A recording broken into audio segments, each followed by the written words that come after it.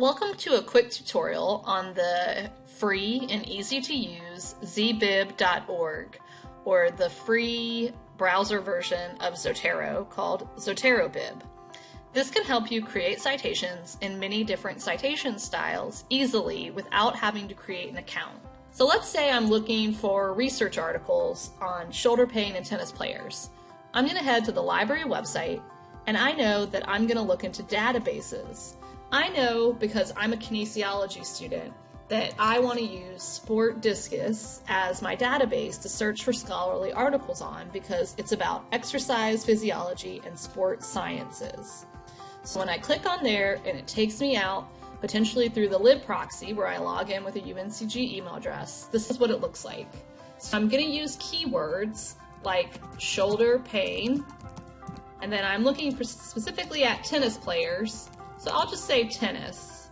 So let's say I find one here that I want to use. I can click on this. Many times databases do have citation tools that help, but many times they're not accurate and they can get things wrong in many different citation styles. So in order to track my citations and make a citation really quickly, I can find the article by clicking on Check for Full Text and following it out until I finally get a full text article, which sometimes takes a little bit. And here it is, but it's also going to give me a lot of information, including the DOI, which is an original digital object identifier for articles. I'm going to grab this to make a citation, and then I'm going to go to zbib.org, and I'm going to throw it in here.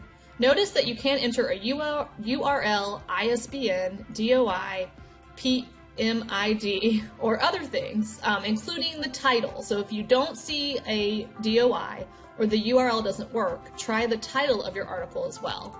But here I'm going to put the DOI, and notice that I get a citation down here. So notice that I'm in MLA, Modern Language Association 8th edition. I'm going to click on here and change it to APA 7th edition. Notice that it gives you some warnings, such as that it automatically does add it in as title case, and that you'll have to edit them yourself. So you can say, okay, edit them. A lot of times for research assignments or for your research, you'll need more than one citation. So you can go back to where you were searching in your databases and find more stuff there, and you can use other resources. Let's try Google Scholar and see if we find articles there. And let's say I want this article from 2006. I can click on there, download the article to read, but also, again, notice it does have this nice DOI that I can then add to zbib.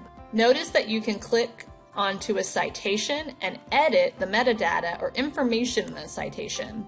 So if you want to change anything in the title, say they got a word wrong, or they didn't add the page numbers and you have to manually do it yourself, or this is actually manual therapy journal, you can just click into there and add whatever you need, edit whatever you need, and click done. So notice that I can edit here, but I can also see that now I have two citations that are in alphabetical order. If you want to just copy the citation, you can click right there. You can also get in-text citations by clicking there and then adding in page number if it's a direct quote, or getting a preview right here. And remember that your in-text citations still need to have a full reference list at the end. But if you just want the citation, you can copy an individual citation here. If you leave zbib, if you X out of it, but then you go back to it in the same browser, even when you restart your computer, it does save your results. So even though I just X'd out of it and I never logged in, you can see here I still have my two citations. So if you're ready to export a full list of bibliography, you can copy to the clipboard, copy HTML, download this, or save to Zotero, which is their more advanced free citation management tool. But if I copy to a clipboard and then open up a blank document, I can then paste my bibliography or reference list here. If I decide later that I need a different citation style, I can click here and change it to other things. Notice what happens when I change it to Chicago Manual Style 17th Edition, note.